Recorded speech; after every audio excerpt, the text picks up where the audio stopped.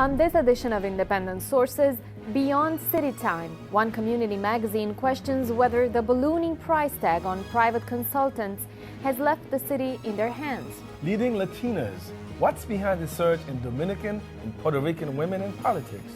Films from the African Diaspora, a long-running festival finds a forum for emerging minority filmmakers. And Skate Sirens, immigrant women find sisterhood on the roller derby circuit.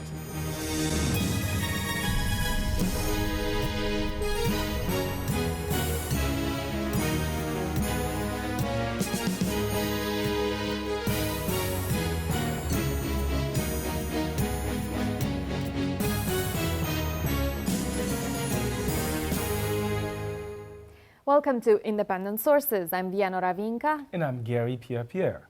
City Limits Magazine's November issue focuses extensively on New York City's reliance on private contractors. The magazine looks at how these companies have essentially had carte blanche to revamp areas such as education, health, and housing. The series is called Beyond City Time, named after the debacle surrounding the software system that was supposed to modernize the city's payroll administration. The project notoriously became riddled with fraud, as some of those charged with overseeing the program were accused of embezzling money from the city. What was expected to be a $63 million investment ballooned to $700 million, leaving one public official to call it the most brazen fraud ever committed against the city of New York. I spoke with the two reporters who worked on the Beyond City Time issue, Adrian Day and Ruth Ford. Adrian, tell us more about City Time. What is it? What was it supposed to do? And where are we now with it? Well, it was a system to manage city employees' time, sort of like punching in the clock. And it was actually started under Giuliani back in 1996. And how they were supposed to modernize it electronically, or what was? Yes, it was a way that employees could clock in and clock out by actually stamping using their hand, like a thumbprint. And it started under $100 million. I believe it was $63 million was the projected estimate. And today, in 2011, it's still not done, and it's risen to over $700 million. Wow. And rising. So. And what happened? Well, I think part of what happened was that the persons who were promoting it were so adamant that this technology would cut down on the cost of overtime that any problems along the way were ignored, and that change orders, which is, somebody submits a change order and says, oh, we thought it would cost X, now it will cost Y, those change orders were pushed right through. And I mean, obviously, it became an enormous scandal. I mean, the genesis of the idea was good. Folks at the Office of Payroll Administration were concerned about the amount of overtime that folks in the fire department and the police department were submitting right before they retired, so their retirement benefits would be much larger. And so people were saying, let's pull back and look at this again. But the problem was the change orders became so great that buried within them was all kinds of money going to all different kinds of people. I mean, I think at this point, 11 people have been indicted? Well, yeah. Let's stick to these change orders. I mean, what were they and why were they necessary? That's just something that you resubmit as a way of saying, hey, we need a little bit more money. So it's sort of like in addition to the original contract. It's like, okay, we thought that this project was going to cost $25, but now we need to add a few more bricks or whatever, so it's actually going to cost $50. The problem is that a lot of this is not regulated. So contractors will submit change order after change order, and the price will just skyrocket, and there's no monitoring of it or anything like that. So it's very under the radar. Where did the city drop the ball in here? Because you can't go from 60 million estimate to actual 700 million without any oversight. I mean, that's very true. And when it started at 63 million and it ballooned to first 140 million, the city council did hold hearings on it and said, wait a second, this is out of control. And folks said, okay, we'll watch it. And then it ballooned to 400 million. And then it was up to 700 million. And along the way, there were city council members who were saying, this is nuts, this is crazy, but because it was the Office of Payroll Administration, which technically is both the comptroller and the mayor watching it, there was really no one watching it. Let's get this clear here. This is a private company that's been contracted to carry out this work. And then subcontracted to another company. See, that's where the devil is in the details. Okay. It's not just SAIC, S-A-I-C, Right. Science Applications International Corporation, they also subcontracted out to Technodyne. So Among other subcontractors, but they were the ones that were actually implicated in fraud. Okay. So it was Technodyne along with 11 people that were working for Technodyne, I believe. And Spherion was brought in as a consultant on the project, and the person who used to consult on the project then went to run one of New York City's agencies that was overseeing the project. So there's a lot of, I don't want to use the word collusion because that's an incredibly loaded word, but when people, as Adrienne wrote about specifically in her sections, go through the revolving door, they leave the world of consultants to go into city government, and then they go back into the world of consultants, there is less of an incentive to criticize the folks you used to work for and who you will work for again. There's been criminal charges, as you mentioned. What are these people charged with? They're charged for a bunch of things. I mean, actually, ironically, one of the things that I believe they're charged for, and this isn't like the lawyer term, but for fraudulent timekeeping. Like, you know, I mean, the irony is just beautiful there, isn't it? Now we have Mr. Businessman Mayor. How much heat has he gotten for this mess? Finally, a bit. He admitted on his weekly radio show that it was a disaster after embracing it like a few months prior on the same radio show. So obviously people are going to go to jail. So yes, he's taking some heat for it. But this isn't the only one. I mean, there's also been, you know, the NICAP scandal, the New York City automated payroll system, which was supposed to be, you know, a couple of $100 million and is now almost, I think, over $600 million. And this was supposed to be all city employees were supposed to be in this system so that all their retirement benefits and their payroll, that could sort of roll out uniformly. And years later, the system isn't even finished. So, I mean, this is not, you know, city time is, you know, big, it's sexy, the number is huge, but it's not the only thing that's going on. What we looked at specifically in our story was less sort of the big IT contracts. We looked at the policy contracts. We looked at the people like Deloitte and McKinsey who were brought in as contractors to give advice. So those contracts. But what would their role be in here? I mean, they're accountant, the financial expert. Well, exactly, and their role is to come into city agencies and look at city agencies and say, here's where you can save money. Cut back on HR, cut back on legal, cut back on frontline staff, streamline your operations. They came in and they looked at the Health and Hospital Corporation and they said, wow, you know, taking care of, I don't know, 1.6 million New Yorkers every year is really expensive. Here's how to do it less. Some of their ideas were good ideas. Some of their ideas, like closing a third of the city's free clinics, not so good. Well, you know, this brings a question. Obviously, there's a lot of people who feel that the problem with government is that it needs to incorporate the private sector into its rank, the attitude, the culture of the private sector. Well, what's the lessons here? Well, you know, John Liu put it very succinctly when we spoke to him about this. He said that when you have a very specific, like, short-term need, or if you have a need for specialized expertise, then it's good to bring in a consultant because you don't want to bring someone in long-term and then have to pay for their benefits and all that ad infinitum. But I think here, and it's not just New York City, I mean, this is something that's fairly endemic, I think, to a lot of places, that if you hand too much over to the private sector and let them decide how much you are going to spend, then you get into trouble. So there really needs to be oversight. Well, I mean, where do we go from there? From here, I mean, we're up to $700 million. Do we have a sense when this when it project will stop, right? Yeah. Is there a ceiling? I think is what you're asking, Gary. And you know, I mean, I'd say God, I hope so, but I don't know.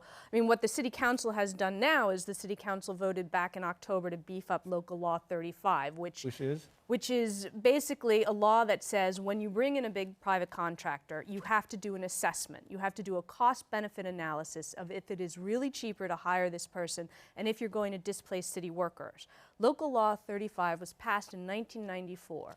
During the Bloomberg administration, not one cost-benefit analysis was done. So now they further tightened it up. So hopefully in the future, going forward, people will say, wait a second, before we hire X, Y, and Z, we need to do this cost-benefit analysis. And I would also say is that there are good people in the Bloomberg administration, particularly on the NICAPS project, the automatic payroll system project, who kept saying to deputy mayors, this is out of control, this costs too much, nobody's watching us, and the Bloomberg administration was, engaged in other things. So I think the commitment has to come from the top, that you can't hand a blank check to contractors. Well, I mean, when you think about it, part of the problem is that you guys went into it. The city agencies were not forthcoming with information when you were working on these articles. Yeah, tell us a little bit more about that. It was a huge problem. Both of us encountered issues getting paperwork from agencies. One of the chapters I focused on was the Department of Education, and Ruth was focusing on both hospitals and also city housing, and we both had problems. But 5 months into the foiling process, I had basically an Excel sheet that gave me data that I already gotten from another agency, or another means, I should say. So. And what are some of the roadblocks? And what were the reasons given? Was it? Well, the reasons were kind of, had a little bit of ingeniousness to it. I mean, I was told by the law department of the Housing Authority that I could not see the policy recommendations that Boston Consulting Group had written up for the Housing Authority because they were not yet policy. Now, once they became policy, which they became in August of this year, when Housing Authority gave Boston Consulting Group another $4 million to implement the policy recommendations they had made, I rewrote to the head of the law department. I said, well, now these are no longer recommendations, now they are policy. May I please see what these recommendations / policy are? And Housing wrote back and said, sure. Nothing. I haven't gotten, I check my mailbox every day. So I think one of the biggest scandals in terms of the FOIL process is you apply to the law department of these agencies, and if they deny your FOIL, the person who you appeal to is the same law department. I mean, it's a remarkable process. I mean, it's this whole circular conversation you end up having. Meanwhile, you're trying to figure out what's really going on in the city, and people in these agencies are saying, we don't have to tell you that. Okay. Well, for the audience who's not I'm sorry, freedom of information law requests. These are by law. This is information that should be given to the public, should be given to journalists or just anybody of the public, and these law departments are saying we don't have to give you this information. Well, great work, guys. Thank you very much. Thank you for having us on. Thank you so much. Adrienne, Ruth Ford, thanks for joining us. Thank you. Thanks. When we come back, how one woman is influencing the city's political landscape. Before that, Marlene Peralta has some other news. Thanks, Gary. Here's a look at some headlines from the ethnic media. The Pakistani newspaper Dawn reports on the growing tensions between the U.S. and Pakistan. The paper reports that American legislators have demanded a tougher diplomatic relationship with Pakistan. Republican Senator John Kyle of Arizona and Dick Durbin, a Democrat from Illinois, want the South Asian country to better help target al-Qaeda and push Afghan militants toward peace talks. The publication highlights that the pressure comes after Islamabad retaliated against NATO for the deadly misfire as a result of the closing of parts of the Afghanistan border, and just after Pakistan demanded the U.S. vacate a drone base. El Diario La Prensa spoke to the father of the alleged Washington Heights terrorist, who calls the accusations against his son nonsense. Juan Jose Pimentel, who lives in the Dominican Republic, said his son Jose Pimentel has never traveled to the Middle East and says the accusations that his son is a dangerous Muslim is a total fabrication. 27-year-old Pimentel was arrested last week, accused of planning to commit terrorist act in New York City. From the Forward, the wife of the jailed Jewish contractor Alan Gross has made a public plea to help free her husband from Cuban prison. Judy Gross made the emotional request in front of thousands at the annual conference of the Jewish Federation of North America. The diplomatic negotiations on his behalf have been kept quiet until that day. Alan Gross, a contractor for the U.S. Agency for International Development, is serving a 15-year sentence on the Caribbean island, accused of crimes against that government. His wife said her husband's only intention was to help the small Jewish communities in Cuba. And finally, the Irish Echo reports the Occupy Dublin protest is being led by the son of the former Irish President Mary Robinson. Aubrey Robinson is one of the main organizers who have been camping outside the central bank in Dublin for the last few weeks. The photographer and filmmaker joined the protest in an effort to highlight corporate corruption and to keep the International Monetary Fund and the European Central Bank out of Irish affairs. Those were just a few headlines from the ethnic media. Back to Gary and Vianora in the studio. Thanks, Marlene. More Latino women are playing a role in New York politics, especially at a local level. As we hear in this report from Arlene Peralta, one woman in particular is partially responsible for this trend. When it comes to New York politics and women's issues in the Latino community, Zenaida Mendez is a very familiar name to many. As an advocate for social justice, everything that I do in that, either in legislation or talking to the politician or organizing, the people, therefore, I'm a little bit of everything. Mendez started working as an advocate for women and tenants' rights. Then her career took off when she was asked to work for then Manhattan Borough President David Dinkins. It was a very hard decision for me to make because I never thought that I worked for a politician. But I'm glad that I worked for someone like David Dinkins. Eventually, she went on to focus on empowering Latino women to become a part of government. I created the Dominican Women Caucus in 1991 here in New York City to help Dominican women and Latinas in general to become involved, not only to be elected, but as a commissioner, as a member of community board. Council member Julissa Ferreras is one of those women Mendez influenced into politics. Zenaida Mendez is this wonderful lightning bolt that came into my life at the age of about 16. I had applied to this high school program, an internship program with NALEO. She was assigned as my mentor, my chaperone. We were in Chicago, and I saw this beautiful, Dominican woman who was feisty, but also so empowered.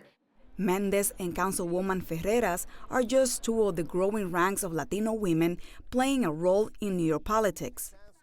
Roberto Perez, an expert in Latino politics, says this trend is long overdue. It's a sign of the times where you see the growing Dominican population now, which is larger in the Bronx than in northern Manhattan, basically saying now it's our time. We need to see people that look like us, that have our background representing us under the one person, one vote, which is the whole model of the Voting Rights Act. So they're basically asserting themselves that a lot of Dominicans have become citizens, have become reliable voters. Perez says Dominican women are following the steps of those Puerto Rican leaders who established a foothold for all the Latinos in New York politics. Puerto Rican women have been involved for a very long time in all aspects of politics. We have the late Olga Mendez, a state senator from East Harlem, Congresswoman Nydia Velázquez.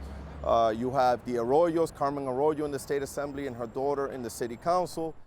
According to a recent study by the New York Latino Research and Resources Network, New York State has 134 Latino elected officials. 47 of those are women. Councilwoman Ferreira says a lack of financing is one of the major factors contributing to this underrepresentation. It's very hard when a woman's in office for her to be deemed viable.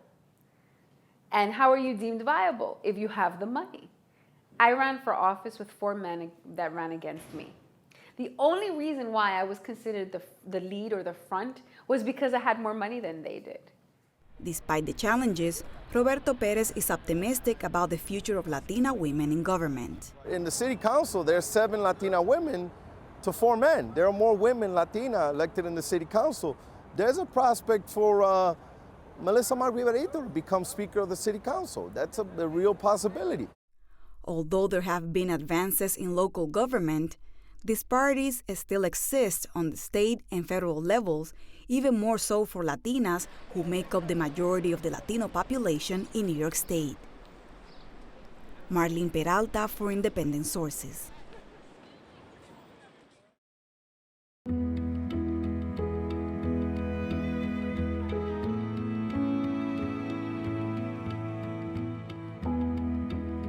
Do your part. Visit feedingamerica.org/hunger and find your local food bank today. The 19th annual African Diaspora Film Festival is currently underway in the city. The festival boasts documentaries and short films that deal with issues ranging from xenophobia in Africa to addiction in New York City. I sat down with one of the festival's organizers and Rodney Lee, who directed one of the films featured in this year's festival. Thank you both for being with us today. Thank you for having us. Rodney, tell us in a few words what the story of the film is about, and also your motivation to make a film about addiction. Well, the film is called Bump, and it's about a man who wakes up in a room with a woman, has no idea how he met her, cannot remember the night before. So the story is about him trying to find out or put the pieces together in how he met this woman. It's based in New York, so part of it's also a love letter to the city, because there are a lot of moments where he's just walking throughout the city. But throughout all this, we overhear a conversation that he's having with someone, and he's trying to put these pieces together in regards to the night before. And at the end of the film, it all comes together, and you see how he met this woman and the reasons behind it. Addiction is a part of it.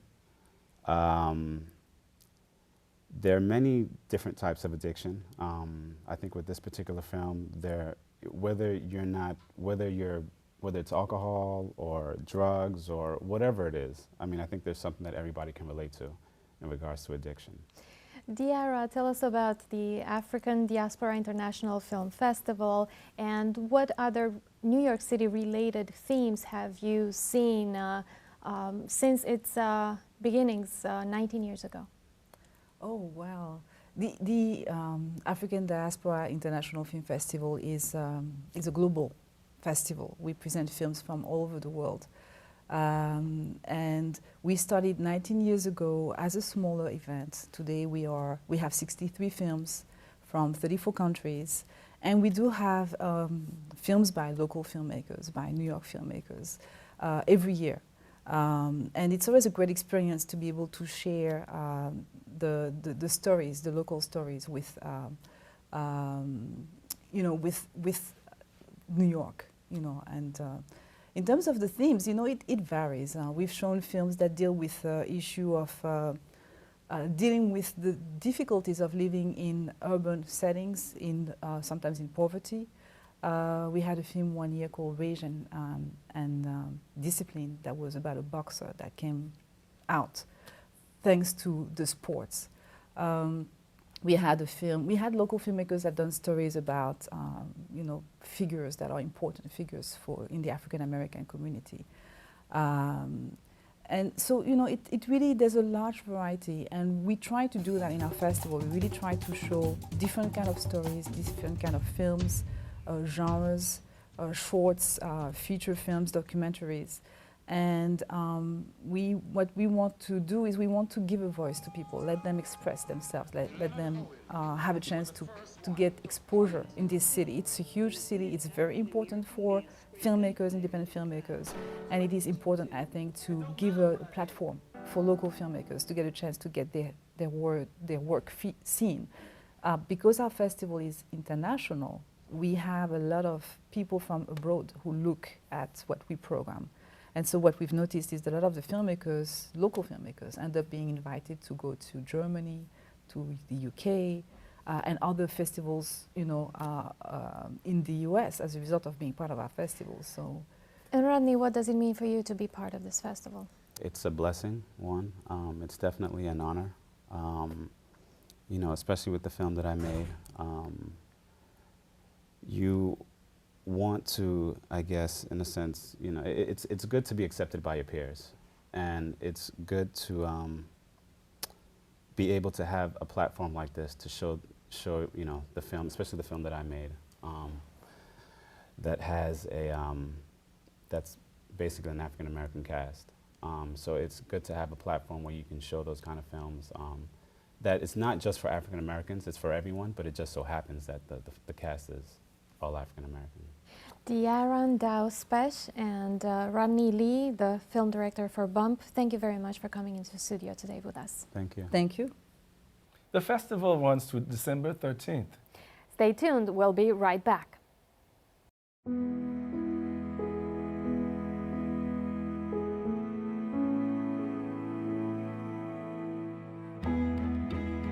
Do your part. Visit feedingamerica.org/hunger and find your local food bank today. Finally from us tonight, they go by the names Hyperlinks and Brazilian Nut, two immigrant women who have found a home on the roller derby circuit here in the city. The Gotham Girls Club has been around for the last 8 years and has attracted daring dames from all over the world. We hear more in this piece produced by Sandra Rothbard.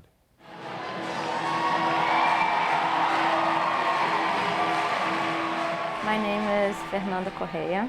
I'm from Rio de Janeiro, Brazil, and my derby name is Brazilian Nut. I'm number 16, and I play for the Queens of Pain. This is my first season with Gotham Girls Roller Derby. I am a graphic designer, and I came to school here, and I just finished, so now that I got my work visa, I'm starting to look for a job. My name is Janice Angela. I am from Indonesia. I moved to the U.S. specifically for school. I skate for the Queens of Pain. My derby name is Hyperlinks, and I'm number 404. I'm a web programmer. I mostly just do IT project management now, but I basically coded a lot. I've been playing derby for about 6 years now. When I moved here, I didn't really know anyone, and I was really lonely, and then I was watching a movie. I went to the theater to watch Whip It, and I was like, oh my God, this is so cool. I could totally do this.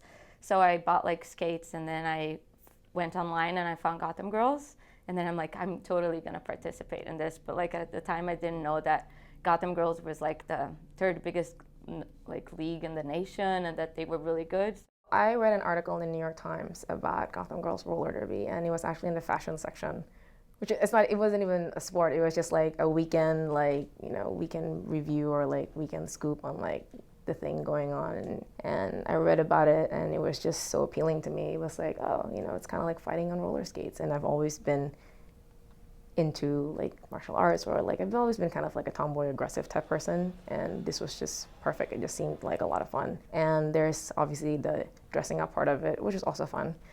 You know, it's like I wear makeup to like play, but you know, that's part of the appeal of it. It's definitely very empowering. I think you just meet so many independent, headstrong women, very creative, a very smart group, and you just always want to get better when you're surrounded by good people.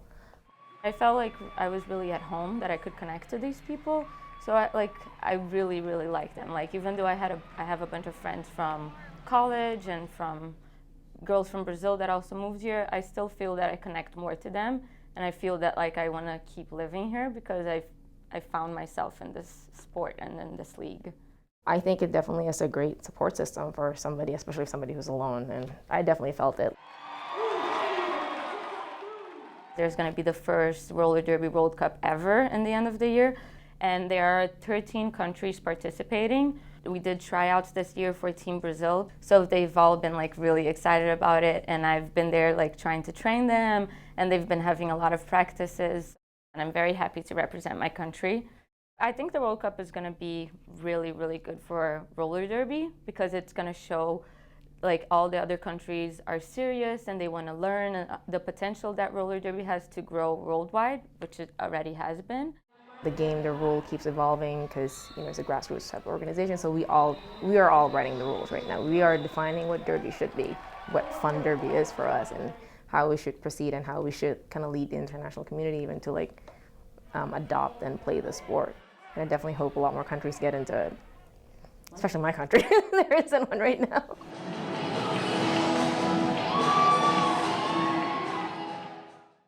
That's our show this week. Thanks for staying tuned. Till next time, be independent-minded.